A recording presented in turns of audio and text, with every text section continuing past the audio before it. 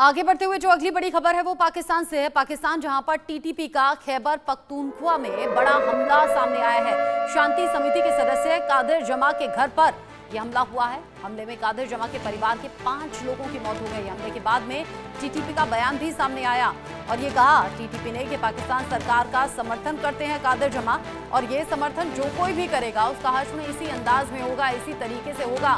पाकिस्तान सरकार का समर्थन करते हैं और ऐसे में जब घर पर हमला हुआ तो घर के 5 लोगों की मौत हो गई। 5 लोगों की मौत हुई है। कादिर जमा के घर को निशाना बनाकर टीटीपी ने यह हमला किया और बाद में बयान भी दिया। इस खबर को लेकर मेरे सीनियर कुलीग अजय जांडियाल जुड़ गए हैं ज्यादा अपडेट के साथ। अजय, टीटीपी ने पिछले कुछ दिन में कदम तेजी से आगे बढ़ाए हैं और इस बार ये जो हमला है ये बता रहा है कि ना तो टीटीपी पीछे हटने वाला है और ये जो तकरार पिछले कुछ दिन में हम देख रहे हैं ये तकरार अब और ज्यादा बढ़ेगी। सीधे कह दिया पाकिस्तान सरकार का समर्थन किया तो हश्र ये हुआ।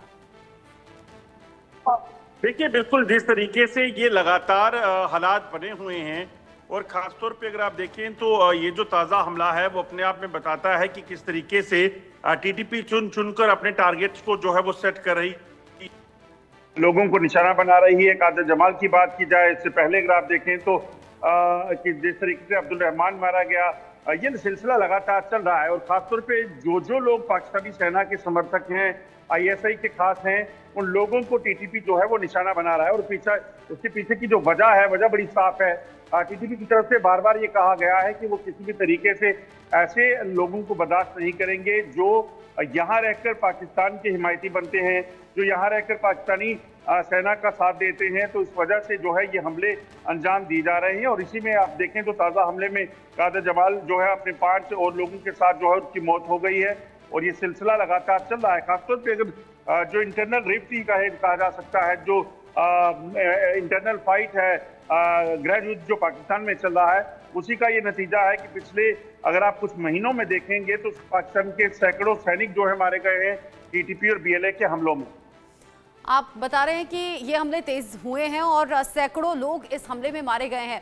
अब जिस तरीके से पख्तूनख्वा में, खैबर पख्तूनख्वा में एक के बाद एक हमले हो रहे हैं, अजय, क्या ये यहीं तक सीमित रहने वाले हैं? क्योंकि पाकिस्तानी फौज की तरफ टीटीपी के बढ़ते कदम, फिर उधर बलूचिस्तान हुआ, पीओके हुआ, वहां रह रहकर विरोध के ये जो सुर उठते हैं, क्या पाकिस्तान सरकार या सेना की मुश्किलें सिर्फ यहीं तक सीमित होंगी या और ज्यादा व्यापक हो जाएंगी?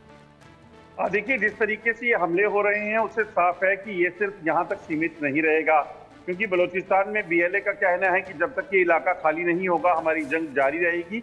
ना सरकार, ना सेना, ना किसी और का हस्तक्षेप वो चाहते हैं। और इसी तरीके से खैबर पख्तूनख्वा में, वजीरिस्तान में देखें तो आप टीटीपी के हमले जारी हैं और टीटीपी का साफ कहना है कि किसी भी तरीके से हमारे इलाके में पाकिस्तानी सेना का हस्तक्षेप नहीं माना जाएगा। वो अपने आप में शरिया कानून जो पूरे तरीके से कट्टरपंथी है, जैसे टीटीपी जहाँ अफगानिस्तान में है, उस तरह का वो कानून वहाँ पे लागू करना चाहते हैं। वहाँ वो अपना जो शरिया है उसे लागू करने को लेकर बात कर रहे हैं। हालांकि पाकिस्तान में भी इसमें चीज़ें कोई बहुत ज़्यादा अलग नहीं है, मगर टीटीपी जो है पाकिस्तान दरअसल जो दुरन लाइन है वहाँ पर बॉर्डर लगाकर फेंसिंग करके तालिबान के साथ जो अफगानिस्तान का जो बॉर्डर लगता है पाकिस्तान का, उसको अलग करना चाहते हैं। मगर टीटीपी इस चीज़ की इजाज़त नहीं देता। उनका मानना है कि वो टीटीपी जो उस तरफ है अफगानिस्तान में जो तालिबान है उनका कल्चर उससे मिलता है। वो अपने आप को उनके साथ जो ये कहा जाए कि वंशज मानते हैं, तो ऐसे में उस तरह से वो अपने कल्चर, अपने लोगों को छोड़ना नहीं चाहते। इसलिए उनका कहना है कि ये नहीं होने दिया जाएगा और वो इसीलिए लगातार पाकिस्तानी सेना पर हमलावर हैं। अब पाकिस्तानी सेना पर हमले एक के बाद एक हो रहे हैं। पाकिस्तानी फौज पीछे भी हट रही है, कभी इस्तीफे हो जा रहे हैं तो कभी अपने पदों को छोड़कर वो गायब हो जा रहे हैं। अब ये अजय बड़ा मुश्किल इसलिए भी होता है कि एक तो अपने ही लोग हैं जिनसे सीधे ये संघर्ष हो रहा है, जो पाकिस्तान के भीतर के लोग हैं, और ये जो टीटीपी के बढ़ते हुए कदम है ये चैलेंजेस अलग से बढ़ा रहे हैं। क्या पिछले कुछ दिन में हुए हमले तेज इसलिए भी हुए हैं क्योंकि एक तरफ तो पाकिस्तानी फौज के खिलाफ लोगों की संख्या बढ़ी है, ऊपर से टीटीपी की भी एंट्री हो गई है, यानी क्या साथ मिलकर ये हो रहा है? देखिए, एक चीज तो समझना होगा कि ये इलाका जो है ये आज से नहीं, एक लंबे समय से जो है वो पाकिस्तानी सरकार के, पाकिस्तानी सेना के खिलाफ है, आईएसआई के खिलाफ है। मगर अगर आप देखें तो जो चीज़ों को सुलझाना था वो पाकिस्तानी सेना कर नहीं पाई। और अब टीटीपी बीएलए मिलकर अगर एक साथ हो जाते हैं, और कई संगठन आप देखें पिछले कुछ समय में टीटीपी के साथ जो जुड़े हैं, जो पाकिस्तानी सेना के खिलाफ थे, छोटे छोटे कई ऐसे संगठन थे जिनको पाकिस्तानी सेना और आईएसआई ने तैयार किया था, आतंकवादी ग्रुप थे वो। मगर अब जो वो एक साथ मिल जाएंगे तो पाकिस्तान के साथ जो है वो चुनौतियां उनके लिए और बढ़ेंगी और बढ़ती दिख भी रही हैं। आप देखें तो ट्रेन हाईजैकिंग छोटा मामला नहीं है। बस जो काफिला जा रहा हो सेना का, उसकी पूरी की पूरी बस को उड़ा देना, ये छोटे मामले नहीं है, ये बड़े बड़े अटैक हैं जिनको पाकिस्तान अभी तक या तो समझ नहीं पा रहा है या फिर समझना नहीं चाहता। क्योंकि दुनिया अगर इस चीज को देखेगी तो वो इस चीज का अंदेशा लगा सकती है कि पाकिस्तान का इस वक्त हाल क्या है। तो वो समेत जो है क्या, जैसे आज सीरिया में हाल हो गए हैं, वैसा क्या होने वाला है शहबाज शरीफ के लिए या फिर उससे भी बदतर, ये देखना होगा उनको। जिस तरीके से ये हमले हुए हैं और टीटीपी का बयान भी सामने आया है, एक तरफ तो पाकिस्तानी फौज कहती है अजय, उधर आर्मी चीफ कहते हैं कि टीटीपी को जब तक खत्म नहीं कर देंगे, उसका नामो निशान नहीं मिटा देंगे, तब तक ये हमारे कदम आगे बढ़ेंगे। उधर टीटीपी कहता है कि हम इन्हें पूरी तरीके से खत्म कर देंगे और यहाँ शरिया कानून लागू करेंगे। कौन इसमें जीतता हुआ नजर आ रहा है और क्या ये टकराव अभी यूं ही चलता रहेगा और ये जो हमले हो रहे हैं इनकी संख्या क्या और बढ़ भी जाएगी? अनुमान क्या है?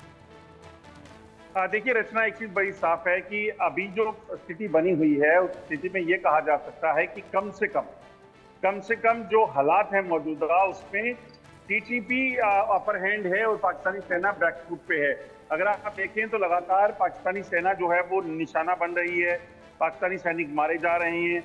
हमले देखें तो चौकियों, पाकिस्तानी मोर्चों, चौकियों, कैंप और बसेस के साथ साथ ट्रेन तक को निशाना बना दिया गया है बीएलए और टीटीपी द्वारा। तो ऐसे में ये कहा जा सकता है कि इस वक्त पाकिस्तान सेना जो है और सरकार काफी सख्ते में है, क्योंकि जिस तरीके के मौजूदा हालात हैं, इन हालात में पाकिस्तानी सेना का मुश्किल सर्वाइवल इसलिए है क्योंकि अपने ही लोगों के बीच में बैठे उन लोगों को जिनको खुद तैयार किया हो, और जो टीटीपी के लोग हैं, बीएलए के लोग हैं, वो अंदर खाने से जो चीजें हैं चल रही हैं सरकार में, सेना में, टेक्नोलॉजी को लेकर, तमाम चीजों को लेकर, उससे वो वाकिफ हैं।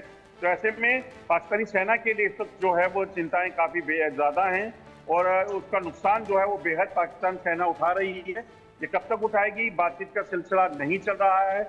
ऐसे में क्या ये सिलसिला जारी रहेगा और पाकिस्तानी सेना इसका सोल्यूशन कोई ढूंढ पाएगी, तभी मुमकिन है। अगर बात जंग की आती है तो पाकिस्तानी सेना के हाथ इस वक्त बहुत ज्यादा कुछ नहीं बच चुका है। लेकिन वही बात है ना कि अगर वक्त रहते सोल्यूशन निकाला जाता तो फिर ये हालात पाकिस्तान के अलग अलग हिस्सों के नहीं होते, जहां अलग अलग संगठन अब मुंह उठाए खड़े हैं फौज और सरकार के खिलाफ, और यही हाल अभी यहाँ टीटीपी से लड़ते हुए भी पाकिस्तानी सरकार और फौज के फैसलों को देखते हुए कहा जा सकता है। शुक्रिया आपका अजय जांडियाल, ये सभी जानकारी हमारे दर्शकों तक पहुंचाने के लिए। एक